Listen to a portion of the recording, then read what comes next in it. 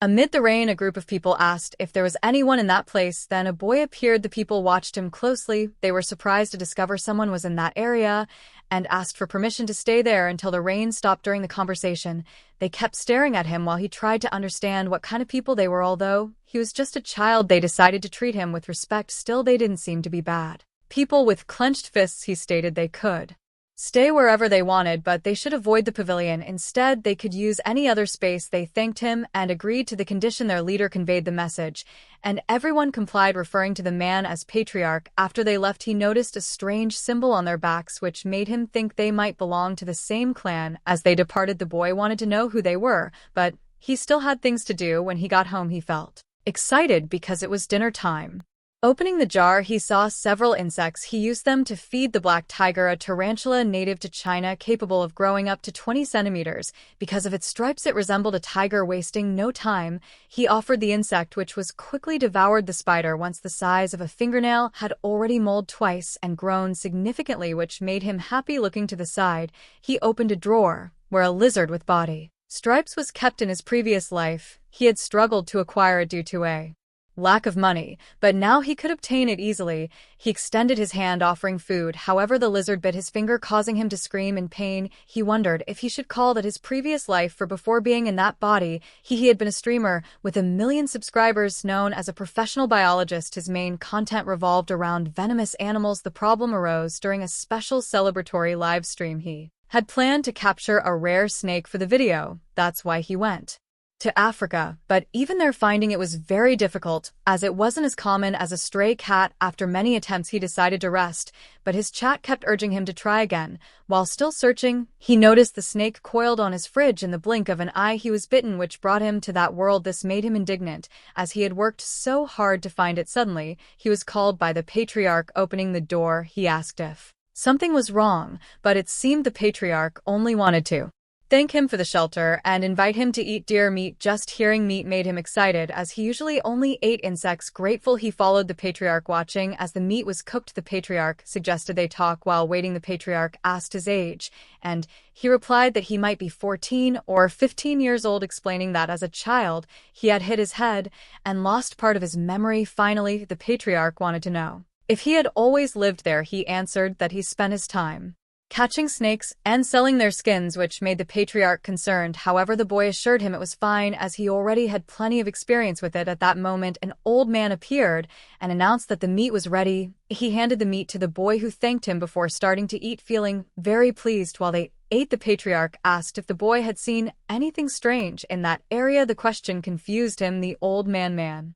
then suggested they tell the boy everything, arguing it wouldn't cause any problems since he was alone and couldn't complicate matters. The patriarch revealed they were searching for a centipede with a blue spot on its body. The information surprised the boy, who immediately began imagining the creature's size. He was astonished to learn that the creature was capable of swallowing someone his size. The old man reassured the boy, saying they were prepared to capture it. This led him to think they might want to raise the centipede, which made the two men laugh. They said he was funny, but explained that the centipede would be used as medicine, which left the boy even more puzzled. He believed merchants usually use centipedes to produce drugs, so he couldn't understand how it could be used as medicine. After thinking, the patriarch explained that they needed the creature's inner core, as it was the only way to save his granddaughter. The boy became thoughtful, but remained skeptical about the centipede's effectiveness as medicine. Even so, there was nothing he could do, and in a way, he felt sorry for the animal. He asked the patriarch if he had seen that centipede, but the answer was negative. Despite this, the boy stated that he knew how to find it. He was confident in his ability, for among the millions of existing species, about 20,000 were known for their venom, and he had knowledge of each of them thanks to his centipede encyclopedia. As the pages of the book turned, he finally found the snake using his methods, which left them quite surprised, and they asked where it would be.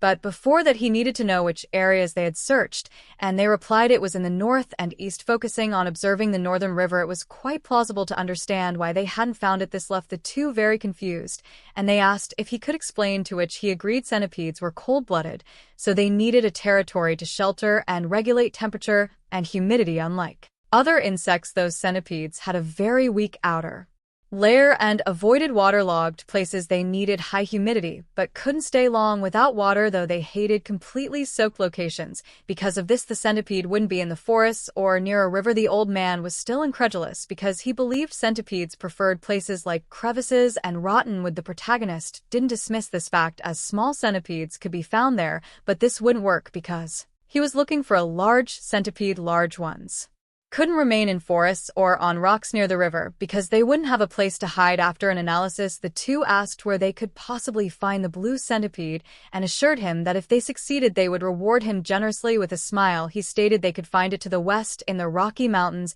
and pointed toward them. He explained that centipedes usually rested on those rocks. At night, the patriarch's group marched west in Church of the Centipede, a voice called the patriarch, saying the boy might have been wrong in his deduction descending from the rock. He suggested they rest for the day and ordered a flare to be fired. Thus, the flare was launched by the campfire. They prayed that the boy was right. Another group member questioned why they hadn't been able to find the centipede. Meanwhile, the patriarch thought about his daughter, who was the Tang family's talent, and showed concern. After meeting, they both discussed the centipede and seemed to have failed to find it. He asked W to endure just a few more months. Reflecting on the situation, the patriarch suggested exploring the south the next day, as they hadn't found any clues so far. Suddenly, the old man connected the dots and burst into laughter because he finally understood everything. The location had been correct all along, but the patriarch remained confused and asked if he had noticed something. The old man denied it, saying he hadn't seen any traces or signs. Even so,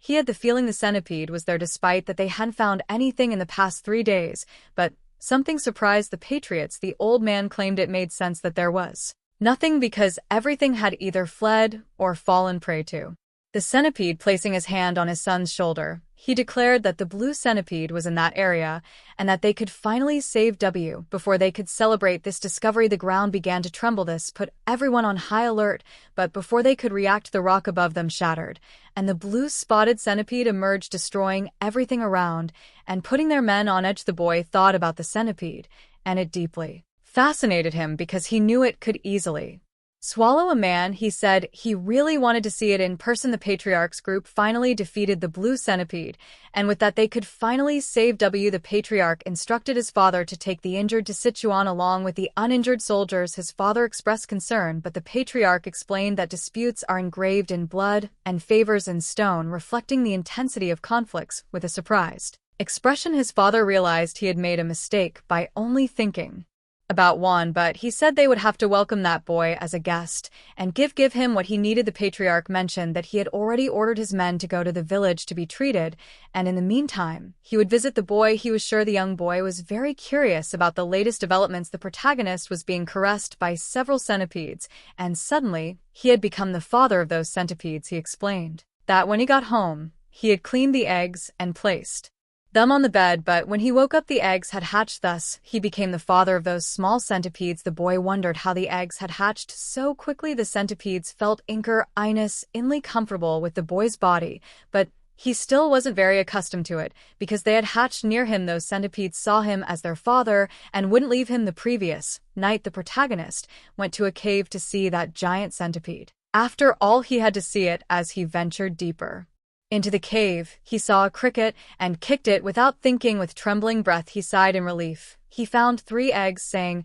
he had almost failed because if it had rained, he wouldn't have been able to retrieve even one of them. He quickly stood up, saying he had to hurry back because he needed to clean the eggs. Smiling, he told the centipedes to wait a little longer, as he was going to give them a bath. Even though he hadn't seen the blue spotted centipede, he was quite happy to have saved the remaining eggs. Feeling a bit annoyed, he told the centipedes to give him some space. He explained that they didn't need food yet as they would only eat after molting, but it was still inconvenient for them to cling to him. Suddenly, he had an idea, realizing that if he entered the water, they would detach from him. Smiling again, he said they were going to take a bath. The patriarch Finn finally arrived, searching for the boy. He called out to him but received no response, so he opened the door upon entering. He saw various herbs and medicines, wondering if the boy was a practitioner of medicine. However, the patriarch soon realized it was disrespectful to enter someone's room without permission. He decided he would come back later, but then something began creaking. When he opened a jar, he saw a spider, and moving to the next drawer, he found a lizard. Looking around, he saw numerous insects and found it unbelievable. After all, the boy was raising venomous animals. With him, not even the Tang clan could do that. They could only extract venom, and they were already familiar with venomous creatures. Leaving the boy's room, he remarked that he had thought saving his daughter's life was a stroke of luck. Clenching his fists, he said the real stroke of luck might be the boy himself. The patriarch was called by the boy, who asked what had happened to his arm. He replied it was nothing too serious, but before he could say more, he noticed an energy coming from the door, and a man with bloodlust emerged from it. The patriarch quickly pushed the boy behind him and told him to run. In the blink of an eye, the man approached the patriarch and struck his arm, sending him flying far away. Lying on the ground, the patriarch realized that man was on the same level as his father and worried about the boy. But as the smoke cleared, the young boy appeared, grabbed by the man's hands. The man mentioned that the Tang clan was heading to Haiyan and said, leaving the son of the divine sovereign injured and alone like this was humiliating. The patriarch said he didn't know the man and asked why he was attacking both him and the boy. The man pointed to his red fist and said his name was Rosa, claiming it was the patriarch's father who had made him like that. The patriarch said that man had fallen off a cliff after being struck in the head, but how he survived remained a mystery. He then begged the man not to harm the boy as he had nothing to do with them, offering his own life. Instead, the man refused, stating he would kill anyone associated with the Tang clan. The patriarch found himself with no choice, as the man had no intention of letting the boy go. On the verge of fainting, he begged the man to spare the boy. Suddenly, the 3 centipedes emerged from the boy and bit the man. The man was surprised to see the centipedes, but said he didn't care, they were still fragile. As he was about to crush one, the venom took effect, causing him to collapse. Frightened, the boy wondered if the man had died and asked the patriarch if the man was evil. This certainly surprised the patriarch, who said the boy was no mere guest. That young boy must certainly be a member of the Tang clan. That night, the boy tended to the patriarch, who was badly injured from the fight. The patriarch thanked the boy, and he asked the patriarch to tell him where his companions were, as he needed to check on their condition. The boy realized he couldn't leave him alone because they had no way to call a doctor, but at that moment, the patriarch responded that he didn't need to worry. This made the boy wonder how he could be so calm, considering he had coughed up so much blood earlier. The patriarch stated he was fine because he was a martial artist. The boy was surprised and asked if martial artists could fly or throw things. The patriarch confirmed, but explained that not everyone could do that. The boy thought it was all amazing, since that world was truly very different. Otherwise, it would be extremely strange for a centipede of that size to exist. The patriarch thanked the boy again for saving his life and said he would formally introduce himself. Even in his current state, he revealed his name was Tang Chong of the Tang clan. The boy then said his name was Wei Soaring. The patriarch praised the name and commented that he had many questions for him. The boy asked him to proceed. Tang asked if those centipedes were venomous. The boy replied, confirming that those centipedes were young blue-spotted centipedes. Tang quickly stood up and asked how he had tamed those centipedes. He mentioned that he had seen various venomous creatures in the boy's room and asked if he had raised them. The boy said it was a long story, and the patriarch agreed to listen. Then the boy began explaining about the eggs. The patriarch was very surprised and asked if he had raised the creatures from the eggs. The boy confirmed because he had a basic understanding of when they would hatch. Once again, the patriarch was impressed. The boy asked the elder to wait a moment. He opened a drawer and showed Tank something. It was a striped lizard with yellow stripes on its body and some white stripes on its tail. Then he showed another lizard that was the result of crossing 2 lizards with white stripes. As a result, these had only 2 colors. The patriarch was shocked because the boy had created that color variation. Please, the boy asked if he thought it was beautiful. The patriarch asked if it would be possible to combine 2 venomous snakes to create an even more venomous one. The boy said it was theoretically possible, but it would be necessary to know which one had the stronger venom for it to work. This news surprised the patriarch, and he invited the boy to join his family. If he joined the Tang clan, he would learn all martial arts techniques and have access to all types of elixirs and any venom he desired. With his skills, he could capture the legendary 10 great venomous creatures, and if that wasn't enough to convince him, he also offered one of the 3 flowers of the Central Plains, who was his daughter. The boy was astonished, but the patriarch explained that he was still young, and that there was no problem making such an offer. He asked him to forget about it, and then asked if the 10 great venomous creatures of the Central Plains were as incredible as a blue-spotted centipede. The patriarch confirmed they were. He commented that the blue centipede was impressive, but compared to those creatures it was quite inferior, from the giant scorpion to the golden toad that shone like gold. He imagined they surpassed even that. It seemed the boy was convinced. 2 days later, the patriarch's men were astonished. After all, a bloody hand appeared. The patriarch explained he was hiding and perfecting his martial arts, claiming he was very close to his father's level. The men thought he had sent that man to the realm of death, and that he might have reached the realm of 10,000 venoms. They congratulated him, but the patriarch said he had achieved nothing and clarified that the one who killed the man wasn't him, but the boy beside him. The men thanked the boy, and the patriarch clarified there had been a misunderstanding. He asked the boy to show them. The boy told them to come closer, and showed them the centipedes. The men were surprised and wondered how he had tamed the centipedes, recognizing his talent for it. The patriarch praised the boy as one of their own, but the boy replied that he needed more time to think about it. Then he commented that he should get up as he didn't want to be late. The boy asked if the patriarch was healing something. The patriarch explained that a bloody hand practiced a martial art. He mentioned this was an art that required human blood and bone marrow. Shocked, the boy asked what kind of martial art that was. The patriarch thought that perhaps the man had left some secret scroll or disciples, and that they needed to deal with everything to prevent future problems. Additionally, if someone had been captured, they would obviously have to rescue her, which the men agreed to. So the patriarch asked if the boy wanted to help them with this, considering that he was familiar with the island's geography. The boy thought about the situation and commented that if he joined the clan, he would have a lifelong position, but it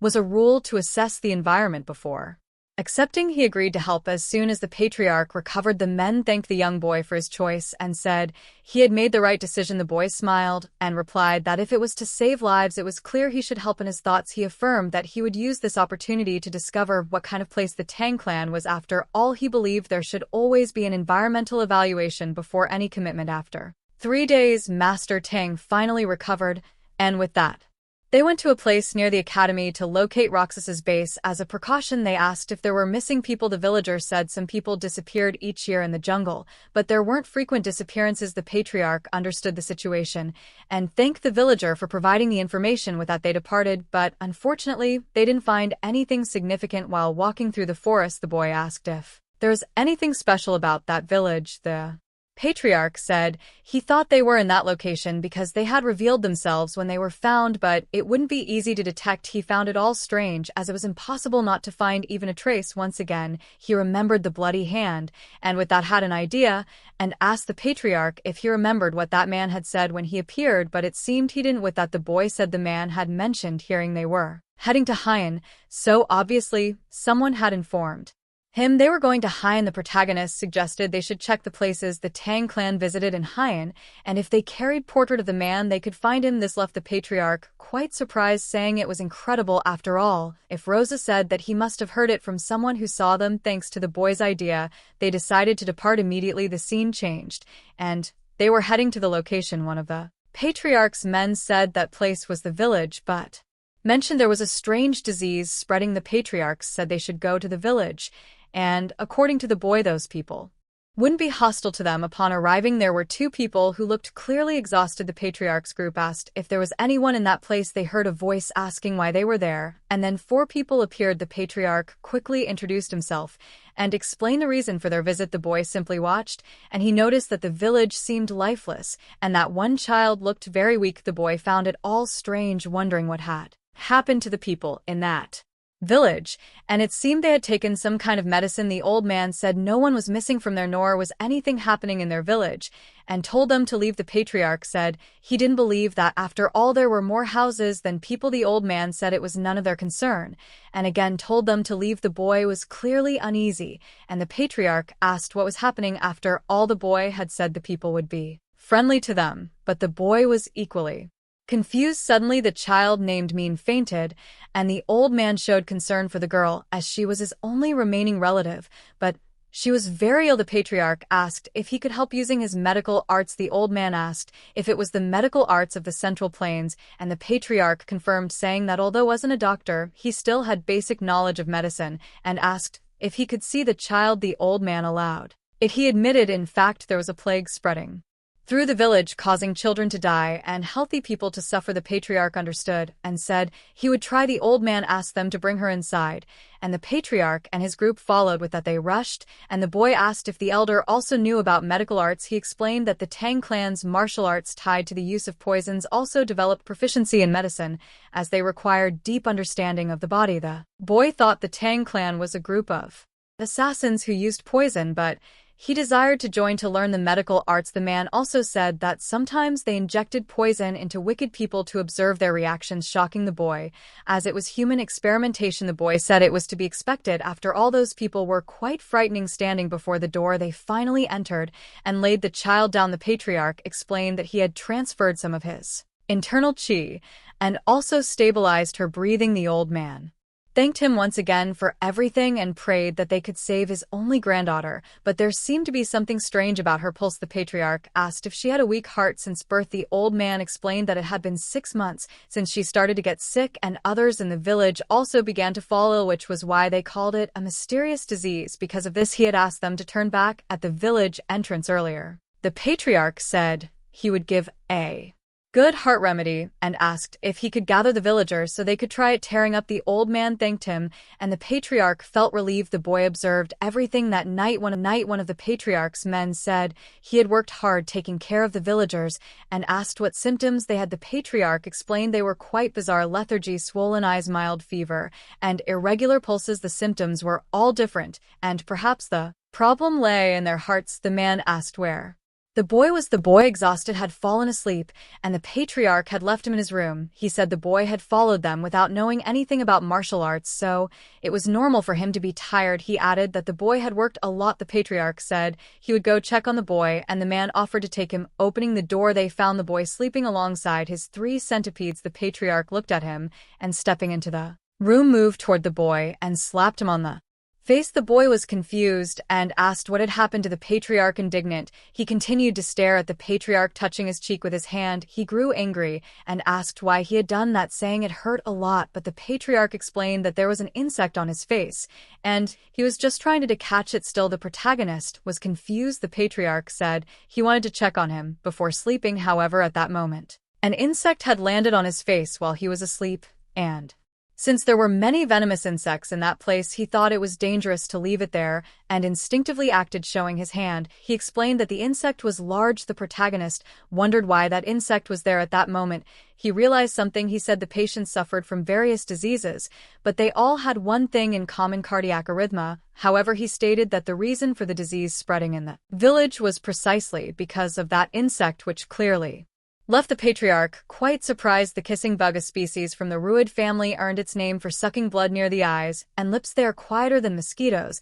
and because of that are also called vampires or assassin bugs. The protagonist explained that these insects weren't venomous, but their stomachs were full of harmful parasites. When they bit people, the infection occurred through their feces. They caused trypanosis, more commonly known as Chaps disease, and were ranked 7th among the deadliest animals to humans. The boy asked the old man if the village dogs exhibited the same symptoms as the hum, and the old man confirmed, wondering if the insect caused that too. The protagonist confirmed, saying he was almost certain. The old man asked if he could save his granddaughter. The boy said it would be possible if they had the right medicine. The patriarch chuckled softly when questioned about the boy.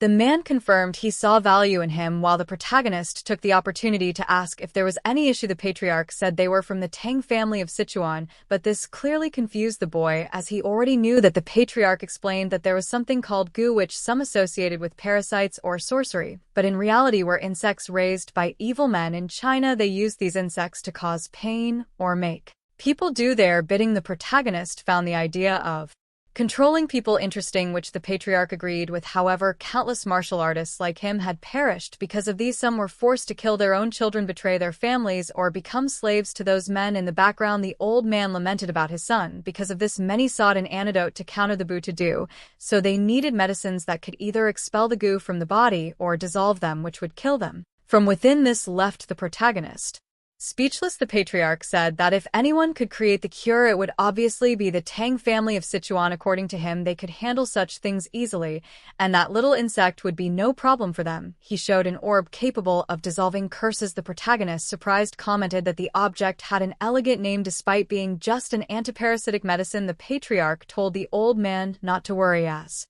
they would be able to save his granddaughter. The scene shifted, showing the villagers slowly recovering, and the old man's granddaughter was already well. The villagers' hospitality was an extra reward, and seeing their cheerful expressions, he concluded that the rumors about his optimistic personality were true. The patriarch affirmed, saying it was thanks to the boy they succeeded. It was he who discovered the cause, and therefore the gratitude belonged to him, not the patriarch. The village warmly thanked the boy, calling him the savior of their village. The protagonist said it was the Tang family's medicine that cured the villagers, but they gave the credit to him. Seeing him receive all the thanks seemed to make the patriarch even more satisfied than the boy himself, though he wasn't the one being thanked, and to be honest with himself, the boy admitted he was also touched by the scene. The villagers tossed the boy into the air in celebration.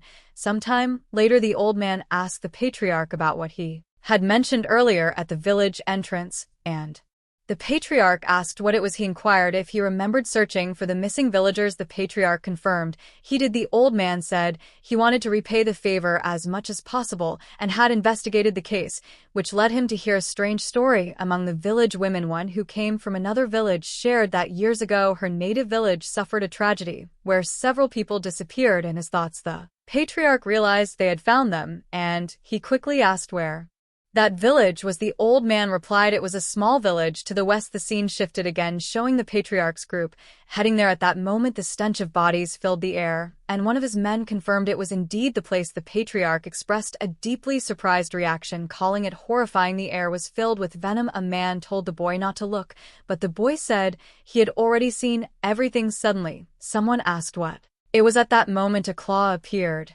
and using its beak grabbed the head of a snake. It was a bird grabbing a stone. The boy said he couldn't let that creature disrespect the dead any further. Quickly, he hurled the stone at it. The stone hid near the bird, which dodged in response, planting its claw back on the ground. The bird stared at the group. One of the men was clearly irritated, but the patriarch placed a hand on his shoulder, saying something was wrong. Suddenly, the bird flew up and displayed an intense aa. The boy became very concerned about this. Looking around, he noticed the skulls melting. The patriarch covered the boy's mouth and told everyone to run, as the beast was a chin yao, a poisonous feathered bird. Once they finally escaped, the patriarch explained that when it spread its wings, it appeared to be 1.6 m wide. Its beak was sharp, and its body was covered in purple feathers. When enraged, it spread its wings, and everything around it began to darken and decay. Slowly releasing venom on the bird's head was a golden crown, giving it a majestic presence. It was also called Jin or Jimu. In shock, the protagonist asked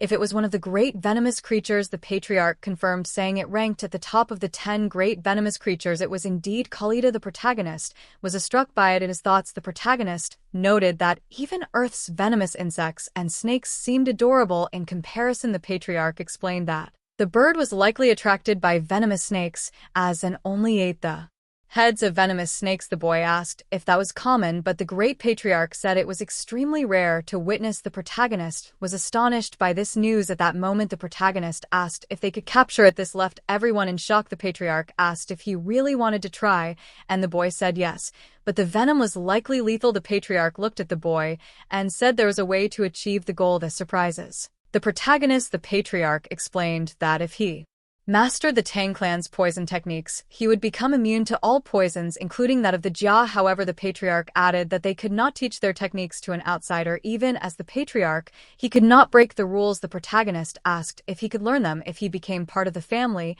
and whether it would truly make him immune to all kinds of poison, even the XY. The patriarch of med everything, he had said. If the protagonist decided now, he would teach him immediately without hesitation, but of course the boy would need to give him a gift as well. With a smile on his face, the patriarch said that if the boy took too long to decide, he too would need time to think. This left the protagonist with no choice. As a new member of the clan, he eagerly awaited the patriarch's guidance, which brought a smile to the patriarch's face. The patriarch declared that From that moment onward, the boy was part of their family. The scene shifted. There were traces of the bloody hand. At that moment, someone called the patriarch holding a notebook. They said they had found it in the cave. The patriarch looked at the blood-stained writing. It was unmistakably the bloody hand's secret technique. The protagonist was in shock. Stowing the book away, the patriarch said they should return, but the protagonist questioned why. The patriarch replied they should head back immediately, as they had secured the blue centipede's core and the secret manual. The boy asked if they could pass by the temple since he wanted to free his friends. The patriarch understood completely, saying he also needed to gather his belongings. As they departed, the protagonist noticed something. He said there was something there and pointed ahead. As they approached, they saw it was one of the bird's feathers. It radiated a strong aura. The patriarch picked it up. He said it would be a commemorative gift for the boy, marking his entry into the family. The protagonist seemed deeply moved by it and expressed his gratitude. The patriarch mentioned he didn't particularly like how the boy addressed him and said they would change his title after the ceremony. This left the boy rather confused. Meanwhile, at the Tang clan, the great patriarch finally arrived. He wondered where Wayne was. They hurried to reach her. When they opened the door, the great patriarch announced he had brought her medicine. He showed the box containing the spotted centipede. One of his daughters burst into tears, saying he had succeeded. The elder took the core and, still slightly worried, looked at Wayne's face. The great patriarch said it had been close, expressing relief at having rushed back in time. He placed the core into the girl's body. Mana emanated from her. The great patriarch held her hand and began performing some kind of technique on her. At that moment, they hoped she would open her eyes, calling her name. They waited in another scene. The protagonist was being carried on someone's back. The protagonist remarked that planes were vast, but hadn't expected them to be so immense. From Haiyan, they took a boat to Hongo, then passed through Nanang, and during a journey of over a month and a half, finally, they arrived in Sichuan. Looking at the gate, he explained that it was the Tang clan. The protagonist was amazed by the place. As they walked, he remarked that the entire mountain belonged to the Tang clan, which was why it was called Tang Clan Mountain. Suddenly, many people appeared, exclaiming that the patriarch had returned. The protagonist was confused. He noted how many people there were, wondering if all of them were part of the Tang clan. Amidst the crowd, a girl dressed in red appeared. She ran straight to her father. The protagonist watched her in awe. Meanwhile, her father said she was alive. She apologized to her father, embracing him tightly. The boy just watched, wondering if she truly looked like that. He remarked that in his past life, he had dated a celebrity, but he had never seen anyone with such a radiant aura before. The patriarch told the boy there was someone he wanted to introduce to him. He said it was his daughter, the one he had referred to as the flower. The girl blushed deeply. The patriarch revealed that she was the flower he had ignored. The two stared at each other. At that moment, the protagonist remembered everything. In another scene, we were shown the only daughter of the Tang clan, the poisonous flower Tang. She bore a burden no one knew about. While hiding, she overheard the adults' conversation where they doubted her talent, but said her appearance made up for it. The old man said it would be good to find a suitable son-in-law, but he had already suggested to the patriarch to take a second wife, though he was against the idea.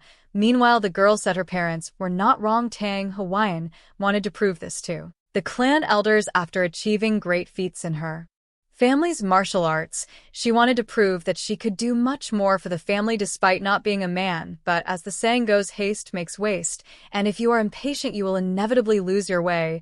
And it was this impatience that resulted in an inner demon. Because of this, that inner demon led to a chi disorder. At that moment, the girl opened her eyes, noticing she was surrounded by several people. Her mother was very happy to see her safe, tears falling from her eyes. She apologized to her mother and said she only wanted to be someone useful to the clan. The girl said she had lost all her internal but her grandfather called her, asking if she was doing this out of guilt. However, he told her she had not yet reached the level of the 100 poisons she desired, therefore she should stop crying and cheer up.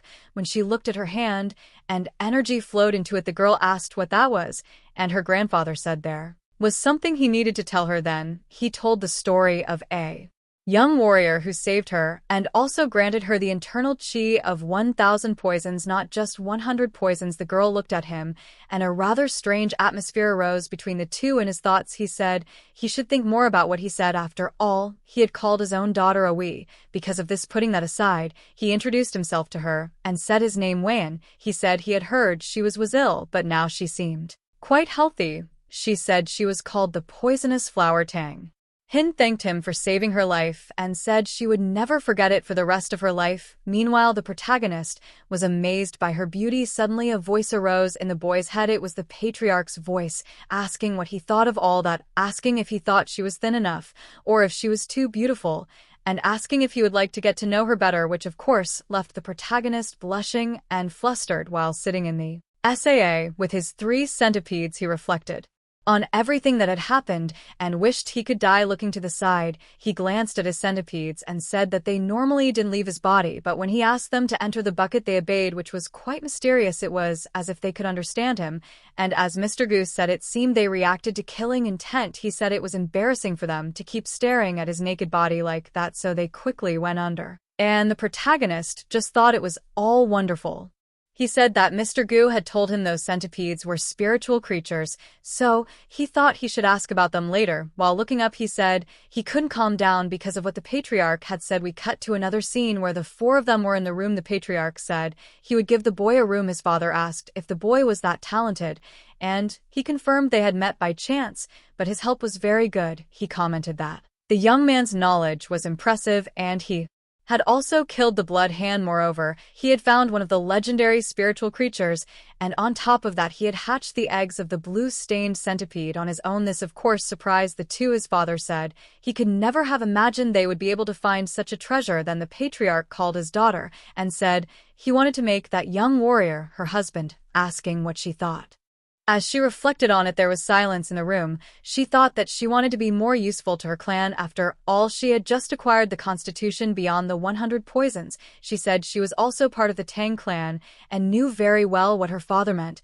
But nonetheless, if that man really deserved her, she would find out herself. With that, she stood up and left the room, leaving everyone restless. The patriarch told the young warrior to be careful, and as beautiful as that rose might be, it also had sharp thorns. As she ran, she said that finally she had acquired the constitution of 1,000 poisons, and if she appeared, the elders would never recognize her. She said she would thoroughly examine the person from their qualifications to their personality.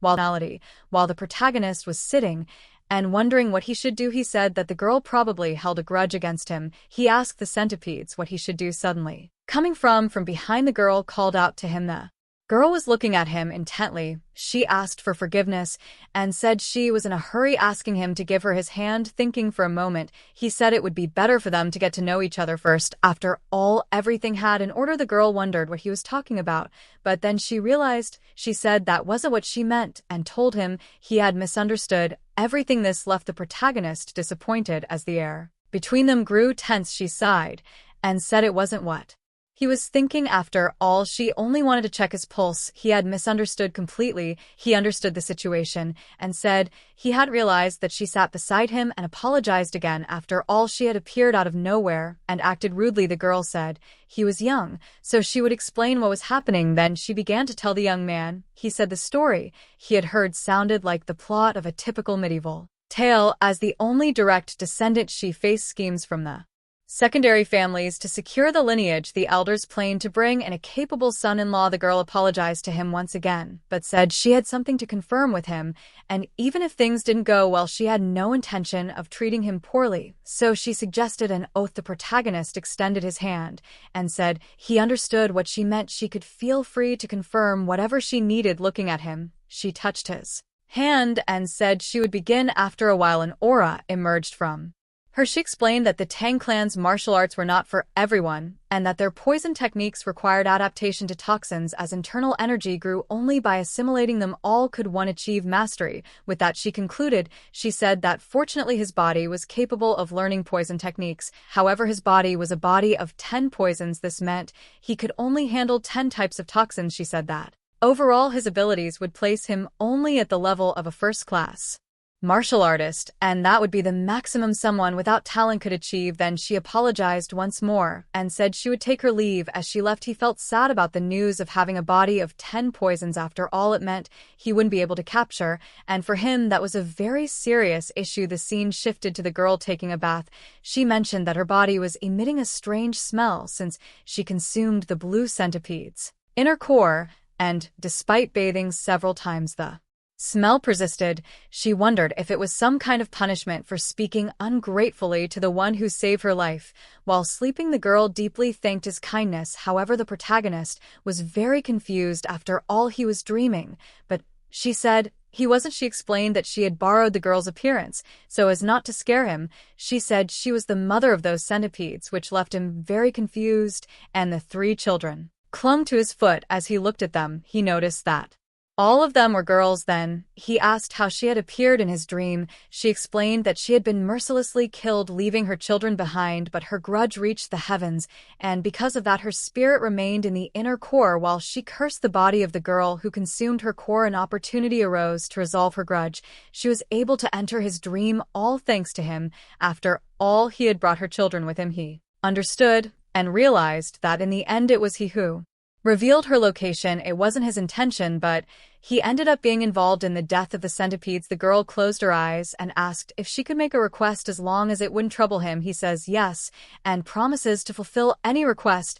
She asks him to take care of her babies until they are fully grown. He is confused as centipedes become independent after shedding their skin. She explains that this only applies to lower creatures. However, her kind is different, and until her descendants shed their skin, they would remain dependent on what flows within the mother's inner core. This leaves the protagonist even more confused. After all, that girl had already consumed her inner core. She mentions that she had cursed that girl, and because of her inner core, the girl's body would emit an unpleasant odor. She explains that this was to ensure the girl wouldn't get close to any man, preventing her from having children. Meanwhile, he found the whole situation very strange. She offers to lift the curse in exchange, allowing her children to absorb the girl internal. She might even help him win her heart. He thinks for a moment, but says that doesn't feel right to him. After all, he would never betray the will of a defenseless girl like that. She understands his perspective and realizes that he is indeed a noble person, but then she asks how he plans to overcome this challenge. After all, that girl is quite difficult,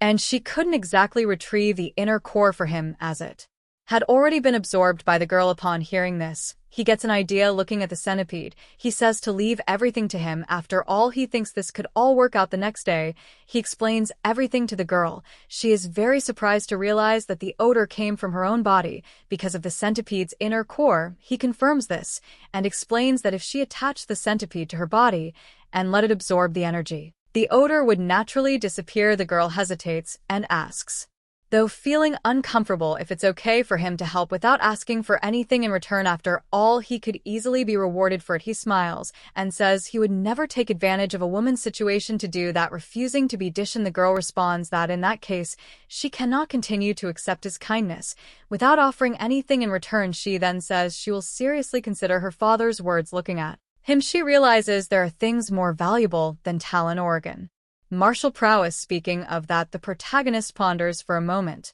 He mentions that she said his body could only absorb 10 poisons, which she confirms. He then states that he wants to fill it with the toxins of the 10 greatest poisonous creatures. This clearly surprises her. After all, he wants to become stronger for her, which makes her blush deeply. For one of the 10 flowers of Miram, this is the first time a man has made such a bold confession to her. After looking at each other, she asks if he knows what he just said. He replies that he thinks not. However, she explains that this path is incredibly difficult and challenging and would probably take years. He is shocked to learn it would take so long. The girl covers her face as she is very flustered. She emphasizes that he is only 15 years old and that after 3 years he would reach the age of marriage. She adds that if he manages to handle at least one of the 10 great poisonous creatures, she would be convinced. Blushing, she says that if he succeeds, there will definitely be a possibility for him to marry her, and that in any case, she will be rooting for him. Then she quickly leaves,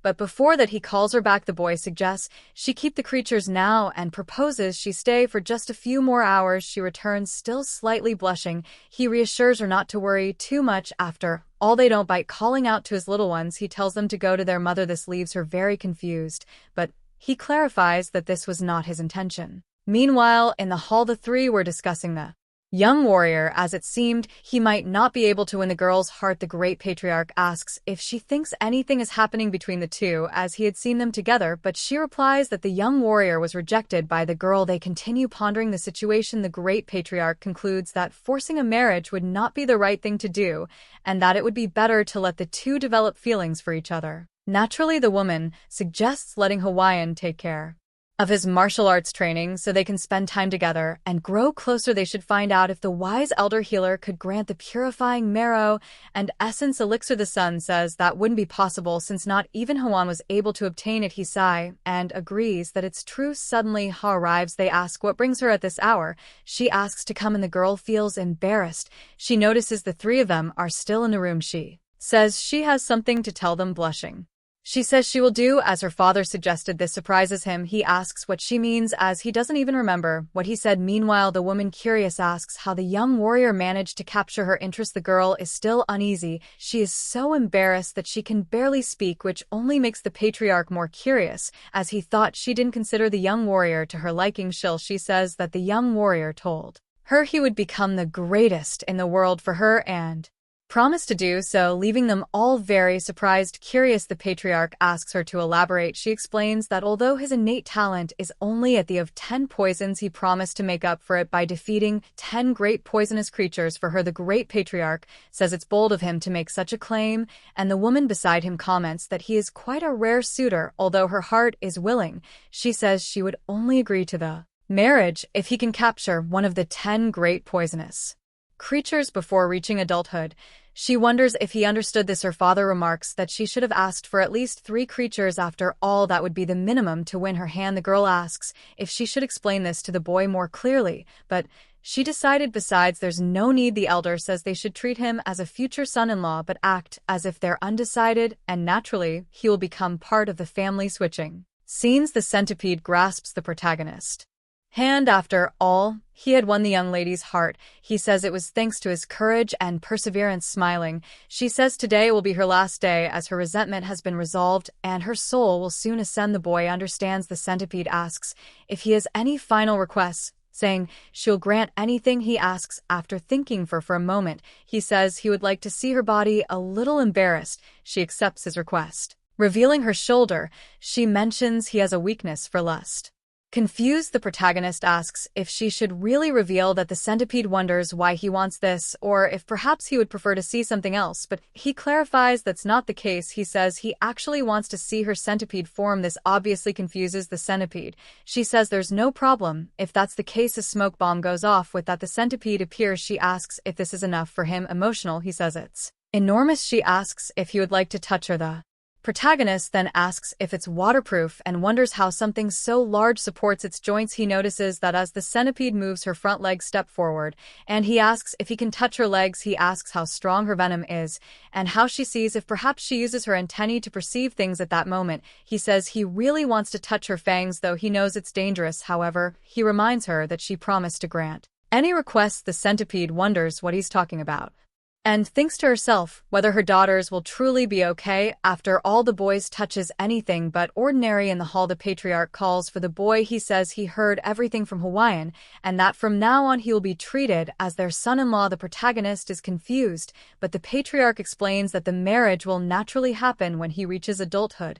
However, this isn't the main concern for the protagonist. Smiling, the woman beside the great patriarch says she will be his mother-in-law, and the elder adds that H's marriage has already been decided. The prot looks at Ha, who is smiling. All of this leaves the boy quite confused, as there are usually conditions for marriage. He says he should go along with it for now and hopes to count on everyone's guidance. In the room, looking around, everything seems to be going as planned. At that moment, the patriarch says that before learning the Tang clan's poisonous arts, there's something the boy must see first, and the protagonist asks what it is. The two smile, saying it was the Hall of 10,000 Poisons. He assured him it would be something he would absolutely love. As they walked, he mentioned that everyone had been waiting for this moment. The great patriarch explained that taking the first steps into the Hall of 10,000 Poisons was a precious tradition for the family, which made the protagonist very excited, as it was a place where 10,000 types of poisons were gathered. For a moment, the boy looked at H, and she looked stunning, leaving the protagonist in awe. He commented that such beauty was best admired from the side, like a live photo shoot. His in-laws expressed joy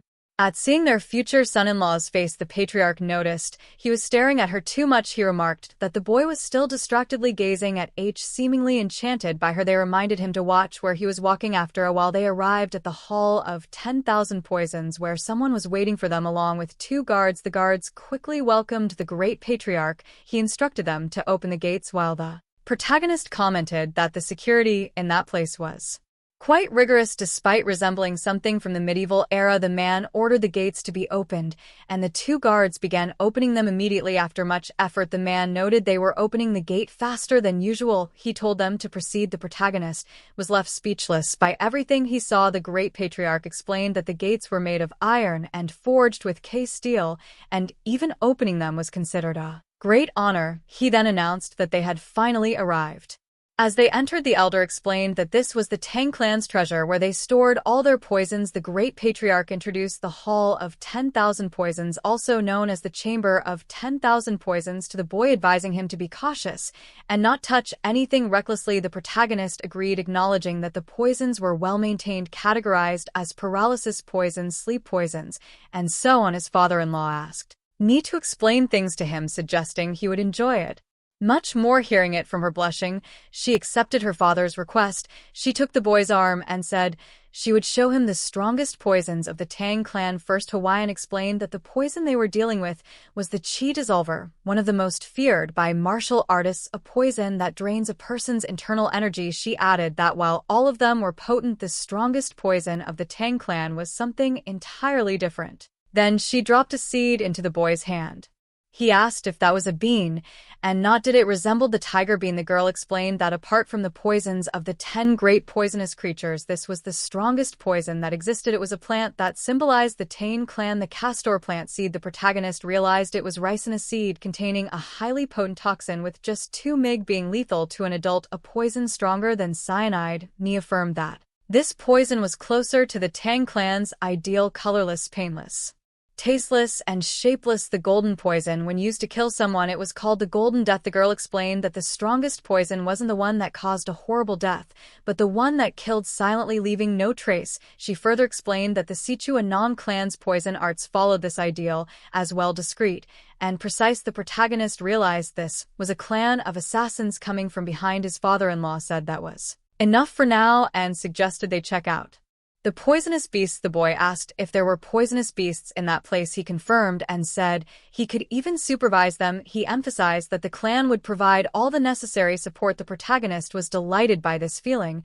as though they were fully supporting his hobby. Suddenly, a voice interrupted, telling the patriarch that he needed to leave immediately. They asked what had happened. He explained that they needed to go to the Black Tortoise Pavilion immediately due to the elders of the clan. The elder questioned what the elders were planning. The man said there were 2 problems. The first was about the medicine they had sent to the lord of the city of Sichuan, as it did not have the desired effect, and he had sent them a letter full of complaints. The second issue was about the Hall of 10,000 Poisons, and apparently rumors were already spreading. His father-in-law told him to come with them. With that, they went to the Black Tortoise Pavilion. There the elders called the patriarch and asked what he was thinking. After making a critical decision on his own, they questioned how he could choose an orphan to marry. Wine annoyed, he asked what they were talking about and whether they were insulting his son-in-law. The 2 elders quickly softened their tone. He said he had made that decision himself and asked if they had any issues with it. However, they asked the great patriarch to use some common sense,